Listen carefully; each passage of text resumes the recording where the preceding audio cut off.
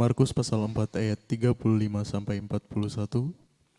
Pada hari itu waktu hari sudah petang, Yesus berkata kepada mereka, "Marilah kita bertolak ke seberang." Mereka meninggalkan orang banyak itu, lalu bertolak dan membawa Yesus beserta dengan mereka dalam perahu di mana Yesus telah duduk, dan perahu-perahu lain juga menyertai dia. Lalu mengamuklah taufan yang sangat dahsyat dan ombak menyembur masuk ke dalam perahu, sehingga perahu itu mulai penuh dengan air. Pada waktu itu Yesus sedang tidur di buritan di sebuah tilam. Maka murid-muridnya membangunkan dia dan berkata kepadanya, "Guru, engkau tidak peduli kalau kita binasa?" Ia pun bangun menghardik angin itu dan berkata pada danau itu, "Diam, tenanglah." Lalu angin itu reda dan danau itu menjadi teduh sekali. Lalu ia berkata kepada mereka, "Mengapa kamu begitu takut? Mengapa kamu tidak percaya?" Mereka menjadi sangat takut dan berkata seorang kepada yang lain, "Siapakah gerangan orang ini sehingga angin dan danau pun taat kepadanya?"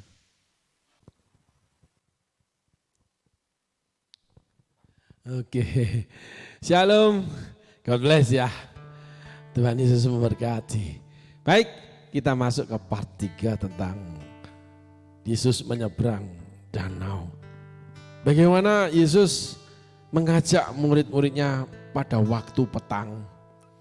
Ketika murid-murid tidak siap, ketika tidak tepat waktunya, ya kalau boleh disamakan, seringkali kita tiba-tiba terjaga dari tidur,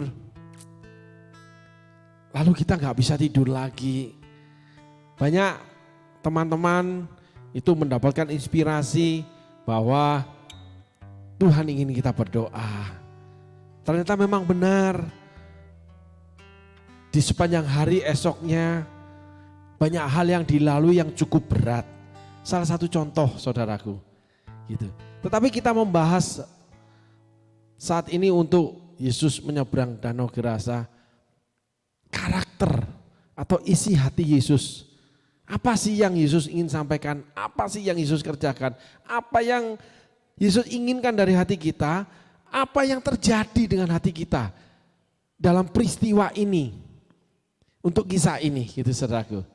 Yuk kita tengok firman Tuhannya dari ayat yang pertama. Pada hari itu waktu hari sudah petang, Yesus berkata kepada mereka, "Marilah kita bertolak ke seberang." Murid-murid baru selesai pelayanan, ya lagi belum istirahat, lagi beres-beres, atau baru lagi leye-leye, atau saudara lagi baru selesai menyelesaikan masalah keuangan, atau saudara baru selesai bekerja, tiba-tiba ada yang harus saudara lakukan oleh karena keinginan Tuhan, gitu. Seringkali kita ngomel, kita nggak siap, tapi ingat, di dalam perintah itu Tuhan ingin punya tujuan melepaskan orang gila, lalu memakai dia memberitakan tentang dirinya.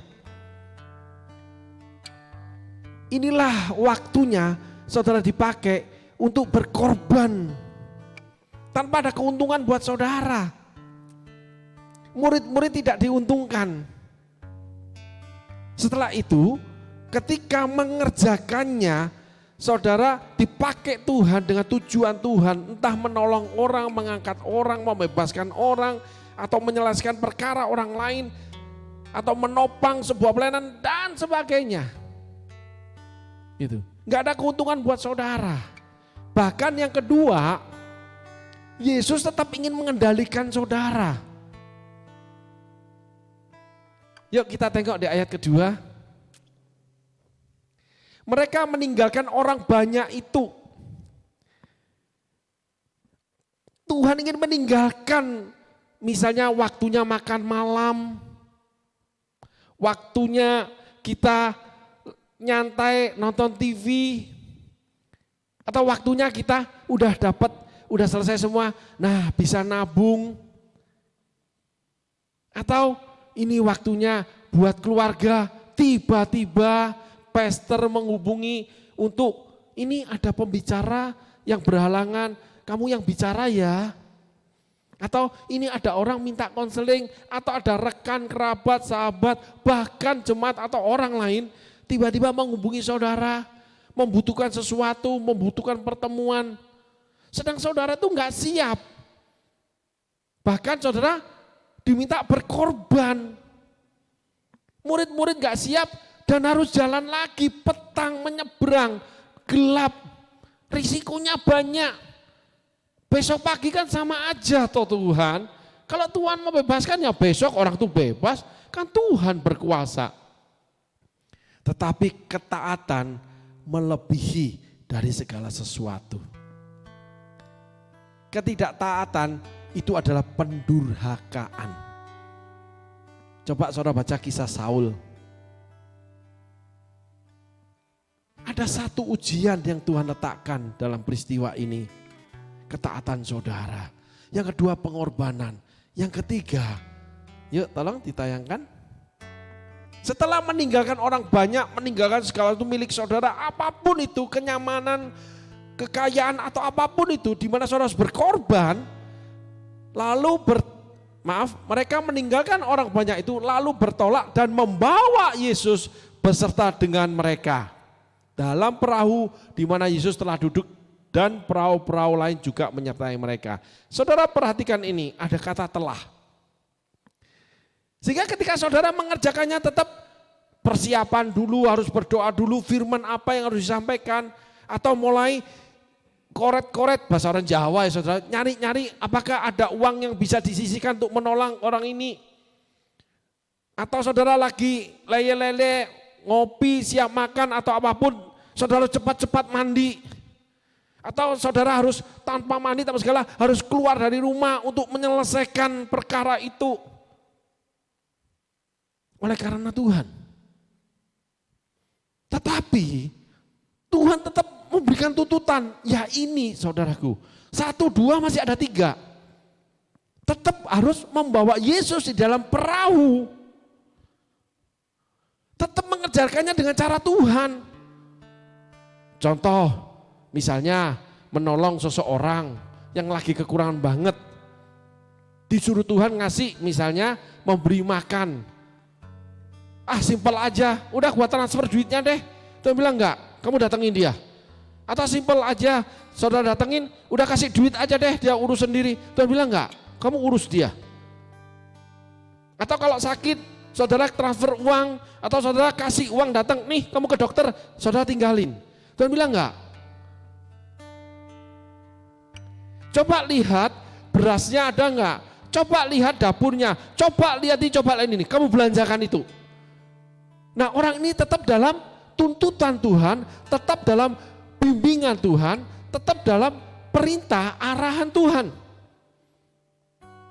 Sehingga nggak bisa dengan cara dia. Kan sama aja kasih duit udah selesai. Kan semuanya juga harus pakai duit. Tuhan bilang tidak. Perhatianmu, care-nya kamu, sentuhan kamu melakukannya, itu yang kubutuhkan.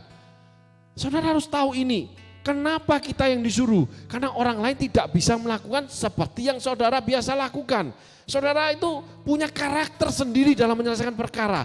Sehingga Tuhan meminta saudara, ingat, waktu Yesus mau masuk Yerusalem, dia perintahkan seorang murid, ambil keledai di tempat itu, katakan Yesus butuh keledai itu. Yesus gak pernah bicara butuh, Yesus butuh keledai. Karakter keledai ini loh yang dia mau. Dia pilih khusus keledai dan keledai itu yang dia tunjuk. Bukan yang lain. Betapa banyaknya keledai. Ada yang namanya privilege Tuhan khusus ketika seseorang dituntun sampai mendetail harus bergantung sama Tuhan. Kok Tuhan ikut campur terus sih? Tidak. Karena yang ada di dalam diri kita itu Tuhan butuh. Katakan Tuhan butuh keledai itu. Tuhan tidak butuh kuda, tidak butuh onta, tidak butuh bagal. Keledai. Dan betapa banyaknya keledai di tempat itu, di sekitar tempat itu. Tuhan tunjuk satu keledai ini yang dia mau. Pas sesuai dengan aku mau, ukuran, besaran, timbangan, semua ada. Termasuk umur dia. Dikhususkan, kalau boleh kita samakan dengan firman Tuhan tentang Paulus dan Barnabas. Khususkan mereka buat aku. Paulus Barnabas dipanggil khusus sama Tuhan. Karakter mereka itu diingini Tuhan. Kenapa bukan orang lain? Punya tangan yang sama, hidung yang sama, mulut yang sama. Punya telinga yang sama, punya manusia rohani yang sama. Apalagi para rasul. Punya kepekaan yang sama. Tetapi karakter pelayanan Rasul Paulus, karakter pribadi Rasul Paulus, karakter pelayanan Barnabas, karakter pribadi Barnabas menjadikan kisah Rasul jadi. Ada kehendak Tuhan yang tersembunyi. Ketika murid-murid diminta bertolak menyeberang. Ada kehendak yang tersembunyi ketika Tuhan menginginkan saudara mengerjakannya. Walaupun kadang kita tidak siap. Walaupun kadang kita harus berkorban. Dan sebagainya. Tetapi masih ada lagi. Tuhan ingin tetap kita dalam tuntunan Dia mengerjakannya. Murid-murid membawa serta Yesus duduk di perahu. Tolong ditampilkan firman-Nya. Mereka meninggalkan orang banyak itu. Ayat yang pertama deh, ayat 35 deh. Pada hari itu, pada waktu hari sudah petang, Yesus berkata kepada mereka, marilah kita bertolak ke seberang. Ayat selanjutnya. Mereka meninggalkan orang banyak itu, lalu bertolak dan membawa serta Yesus dengan mereka dalam perahu di mana Yesus telah duduk. Coba saudara perhatikan telah duduk. Kalau boleh kita imajinasikan, kalau boleh kita tafsirkan suasana itu, kita buat sebuah seperti peristiwa video hidup. Ya, film yang hidup. Jadi ketika Yesus bilang, marilah kita menyeberang, mereka mau bawa Yesus, ya Yesus naik ke perahu ini, tapi Yesus jalan sendiri duduk di perahu itu. Telah. Yesus gak pingin dituntun. Yesus gak butuh dibantu kita. Karena Yesus selalu Dia yang harus menolong kita. Karena kita gak sanggup. Karena peristiwa kisah Danau Gerasa, murid-murid Yesus walaupun sebagai nelayan yang handal, walaupun dia bisa ngurus masalahnya, ketika taufan itu besar, tidak bisa mengeluarkan air dengan sepenuh-penuhnya. Membuat kapal itu menjadi semakin penuh. Mereka mengeluarkan air, tetapi kalah cepat dengan taufan. Apapun kekuatanmu, apapun kemampuanmu, apapun yang kamu miliki, ketika taufan jenis Danau Gerasa datang, kamu tidak bisa ngurus. Seberapa kuatnya jaringanmu, seberapa dekatnya dengan penguasa kamu, tapi ketika taufan itu datang, kamu tidak mampu mengurusnya. Taufan itu adalah peristiwa alam setempat. Peristiwa yang setiap beberapa saat akan terjadi dalam kehidupan setiap orang. Taufan adalah alamiah natural dalam kehidupan di bumi. Setiap orang akan menghadapi taufan. Sehingga ketika orang itu tidak mengandalkan Tuhan, dia tenggelam. Karena Yesus gak butuh dibantu. Yesus menyiapkan pribadinya. Kenapa dia tuntun? Karena dia yang akan memberhentikan, yang akan memenuhi saudara dengan musibah dalam kehidupan saudara. Mungkin dia berhentikan pekerjaan saudara, mungkin dia berhentikan pelayanan saudara, mungkin dia berhentikan perkenalan saudara dengan seseorang. Apapun itu, Yesus akan berhentikan dan menjadi teduh sekali. Karena ditulis Yesus telah duduk. Jadi kita yang membutuhkan pertolongan Tuhan. Pekerjaan kita membutuhkan ikut campur tangan Tuhan. Kekayaan kita membutuhkan perlindungan Tuhan. Keluarga kita membutuhkan namanya kemuliaan Tuhan. Pelayanan kita membutuhkan arahan Tuhan untuk sampai pada tujuan panggilan yang Tuhan sudah tetapkan. Hubungan kita suami istri harus mencapai titik di mana Tuhan sudah menetapkan bagaimana kita menjadi sebuah keluarga. Pola setiap keluarga berbeda, cara berbeda, setiap orang punya pribadi berbeda. Penyatuan pribadi juga berbeda, tetapi kita harus baik-baik mendengarkan suara Tuhan.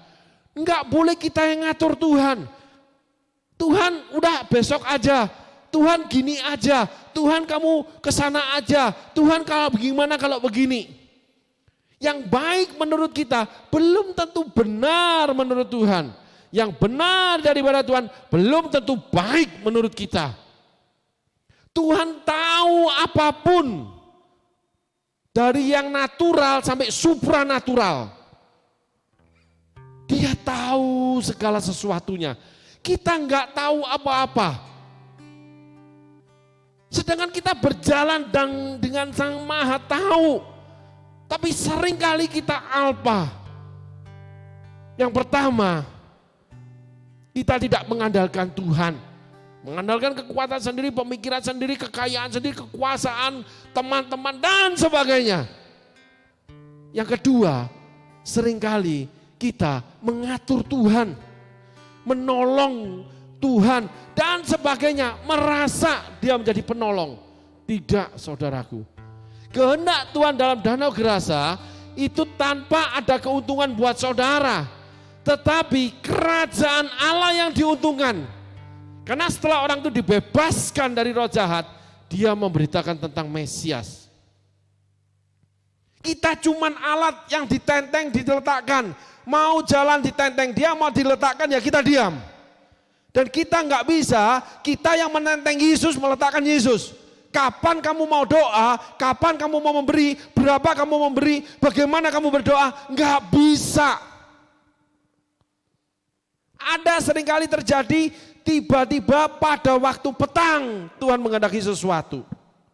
Untuk orang-orang yang sudah menjalani hidupnya sebagai murid. Yang sudah praktek mengikut melihat mujizat Tuhan, pekerjaan Tuhan, hati Tuhan. Semuanya apapun yang Tuhan kerjakan, murid-murid sudah melihat. Karena ayat sebelumnya dikatakan Yesus banyak membuat mukjizat. Di situ ujian buat kepercayaan saudara. Karena di kisah ini ditulis, kenapa kamu tidak percaya? Mari saudaraku, kita mengaku melayani Tuhan. Kita boleh mengaku kita memberi sama Tuhan. Boleh kita dendangkan, kita gemakan, kita saksikan. Boleh, semua orang boleh melihat. Tapi ingat, ketaatan tidak bisa digantikan dengan apapun. Mengandalkan Tuhan tidak bisa diganti dengan apapun. Walaupun saudara itu punya iman memindahkan gunung. Saudara sampai punya kemampuan rohani luar biasa, punya bahasa malaikat, mengerti bahasa malaikat. Bahkan saudara membakar diri, mengorbankan diri, dibakar mati. Buat Tuhan, tanpa kasih gak akan ada sesuatu. Salah satu bentuk kasih kita kepada Tuhan, ketaatan. Ketaatan itu adalah pendurhakaan saudaraku. Walaupun kita melayani, kita melakukan kehendak Tuhan, kita pergi kemana atau kita lakukan apa, kita melakukan sesuatu oleh karena Tuhan, kita mengorbankan, tapi kita mengerjakannya dengan cara kita, itu pendurhakaan. Ketika kita mengerjakannya dengan kekuatan kita sendiri, itu pendurhakaan. Kami punya pengalaman beberapa tahun yang lalu, dengan memakai kekuatan sendiri, perintah Tuhan, disuruh pergi bangun pelayanan media sosial. Dan kekuatan saat itu, kekuatan yang Tuhan curahkan finansial luar biasa, habis-habisan kami mencari orang-orang yang betul-betul capable di bidangnya. Tetapi dalam perjalanan cuma 1 tahun, runtuh, habis. Oleh karena kami di dalam perahu tidak mengajak serta Tuhan. Kita selesaikan dengan apa kekuatan kita. Yang kedua, Kami yang mengatur, bukan firman Tuhan yang mengatur. Sehingga hari ini kita belajar saudaraku, bahwa Yesus telah duduk. Murid-murid taat. Ayo Tuhan. Tetapi Tuhan jalan sendiri duduk di perahu. Dia tidak butuh arahan saudara. Tidak butuh pertolongan saudara. Dia butuh saudara. Tetapi ketika saudara melakukannya, saudara akan membutuhkan dia. Itu uniknya Tuhan. Bagaimana Tuhan itu ingin kita bergantung sepenuh-penuhnya kepada Tuhan. Bagaimana kita harus menyerahkan segala sesuatunya sepenuh-penuhnya kepada Tuhan. Kalau orang pintar diberi hikmat, orang bodoh diberi pengertian, orang lemah diberi kekuatan sama Roh Kudus. Salomo orang berhikmat, orang pengertian, orang bijaksana. Simpson punya kekuatan dari Tuhan. Semuanya hancur. Kenapa? Tidak melibatkan Tuhan. Saudaraku, amin saudaraku, hari ini kita belajar dengan kata-kata telah duduk di dalam perahu.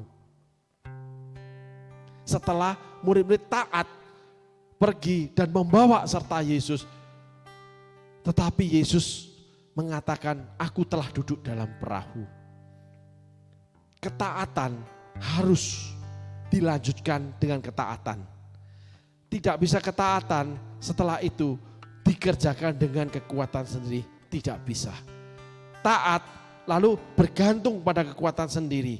Mengerjakan dengan apa yang dimiliki sendiri tidak bisa. Yang Tuhan inginkan kita bergantung kepada Dia.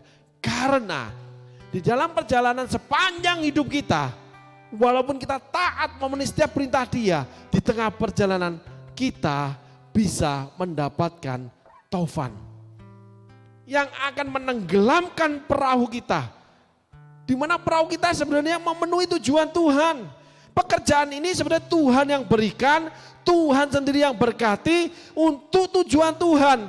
Tetapi ketika kamu mengerjakan sendiri, ketika kamu mengandalkan diri sendiri, ketika kamu tidak mengerjakan sesuai kehendak Tuhan, di situ ketika taufan datang, kamu akan runtuh.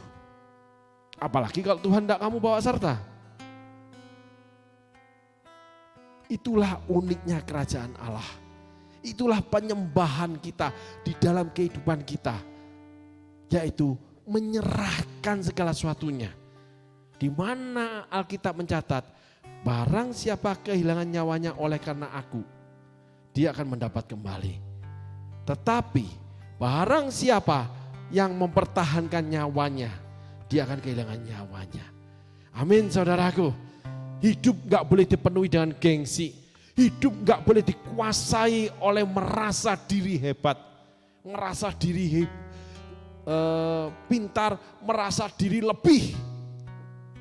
Hidup harus dipenuhi dengan firman Tuhan dan roh yang menguasainya. Sehingga setiap langkah kita akan dituntun oleh Tuhan untuk mencapai tujuan Tuhan. Setiap langkahku dipimpin oleh Tuhan.